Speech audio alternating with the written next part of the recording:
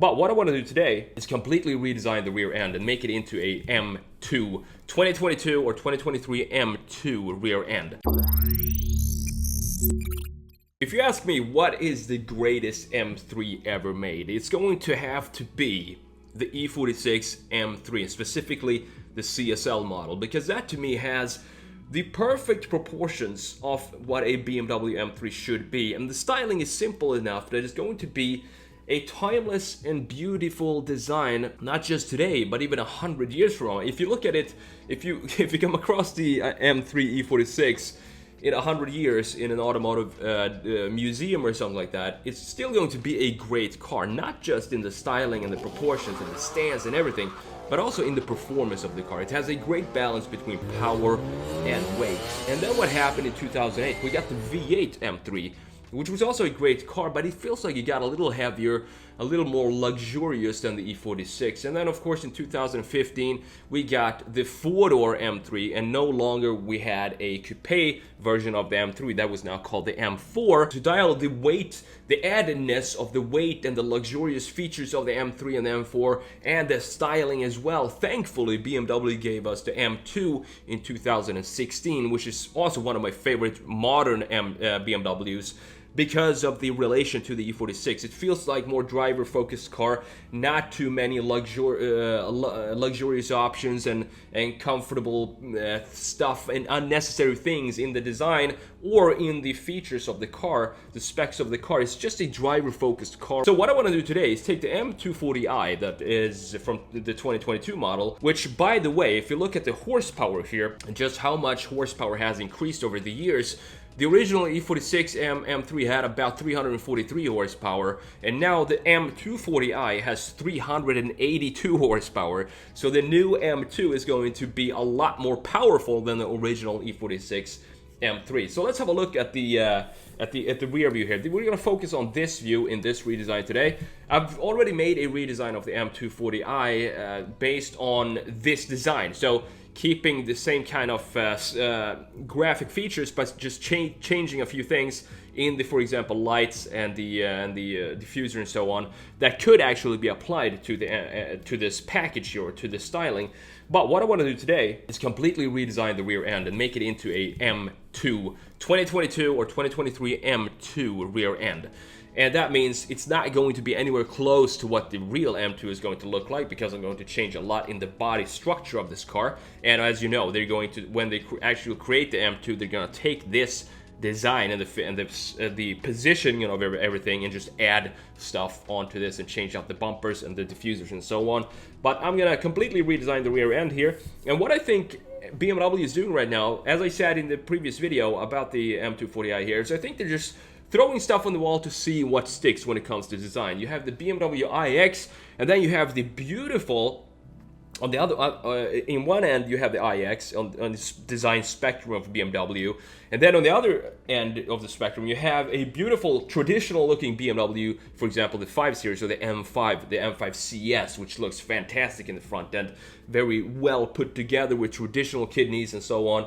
And then you have these kind of in-between models, which is the M240i here, with a design language that we're not used to seeing from BMW. Same with the new X3, I think, has this type of interesting rear lights here. And what I think this lacks in comparison to previous M3s and also the previous M2 is it doesn't look as planted in the rear end here. It doesn't look like it's sitting properly on the ground. And I think the taillights here as well, they sit a little too in the middle of this height here, and I want to have them be framed better in some way. So that's something that we're gonna have to play around with.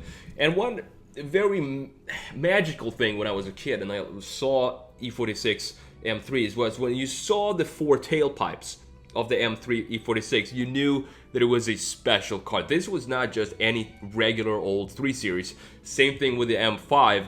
When you saw those 4 tailpipes, normal people don't really recognize that an M5 is different from the regular 5 Series, as they don't recognize an E46 M3 compared to the regular 3 Series of the time.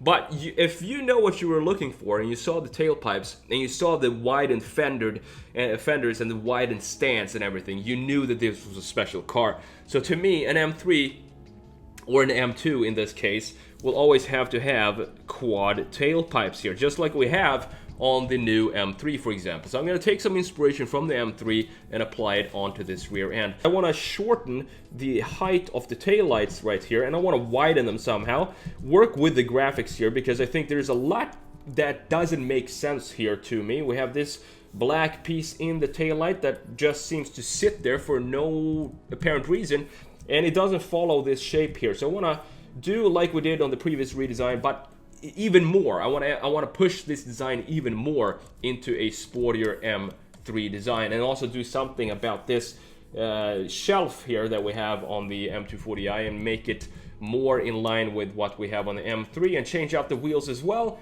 and have some fun with this design. So let's jump in and continue in Photoshop, and let's see how this is going to turn out. I remember seeing the E46 M3 for the first time when it was launched. I think it was, I read about it first in Car Magazine, and I thought it was such a beautiful car. It had it in this, the sapphire, the almost gold yellow color. They had one of those in a coupe version, and then they had the Laguna Seca blue in a convertible. And I just fell in love with the design instantly. The little power dome on the hood, you have the widened fender, you have the air intake right behind the front axle of the E46 M3, and of course you had the quad tail lights and the little tiny spoiler that made up the wing, or the different design of the trunk.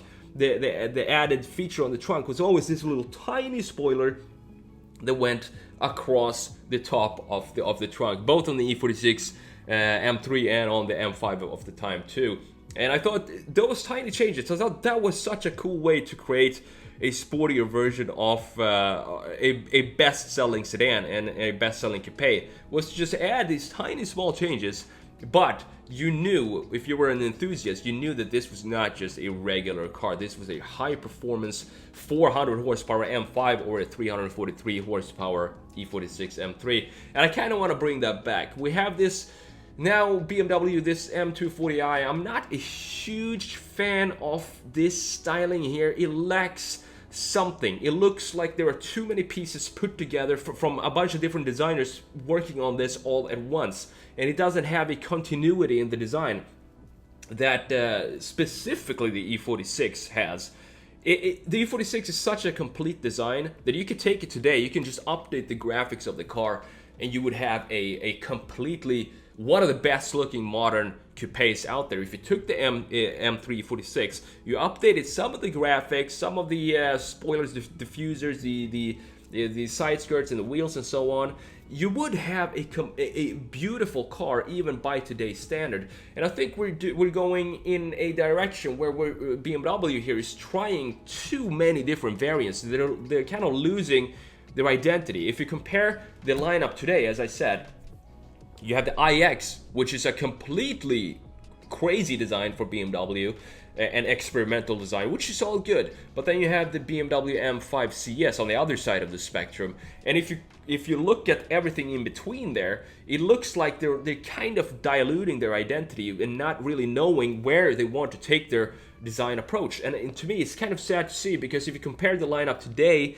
to the lineup of early 2000s, you have a clear identity of what BMW was back in the day. Now it feels like they're lost in their design approach, and I think the M240i is not as experimental as the iX, obviously, but it still lacks what I think BMW stands for and have always stood for. Is when you look at a BMW from the rear, it needs to have a planted look, and I think Mercedes is actually taking over that plantedness stance that you have stock from the factory. If you look at the C63 AMG, and if you look at the GLE SUV from the rear end, I love it. Every time I pull up to one behind a GLE, I always admire just the hips and how planted it looks on the ground. I don't have the same feeling when I come behind a brand new BMW anymore. It just lacks that sort of feeling, the plantedness. Not in the new M3 and M4, obviously, they still look planted, but that's kind of what I want to translate into this. And I think it doesn't just have to do with the hips, it doesn't have to do all with the fenders and the wheels and how the wheels sit in the car. It also has to do with the rear end graphics.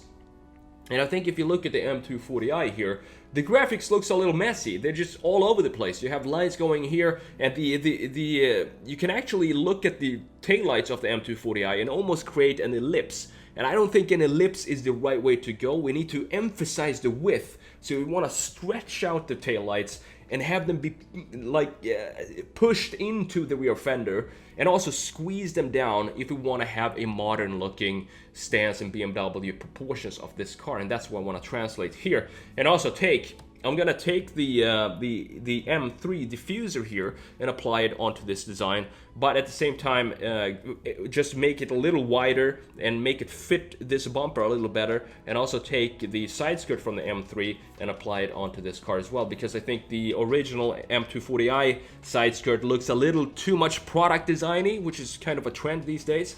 But I don't think it suits a brand new M2. It's just not gonna work, so we need to have something special down there, just as we have in the rear diffuser as well. Let me know your thoughts about the new M240i here. This is my redesign of the car, making it into an M2. This is what I would love to see BMW do. Clean up the rear end a little bit, emphasize the width of the car, and make it stanced like we have on the E46 M3. That's all for this video. Thank you so much for watching. I will see you in the next one. Take care.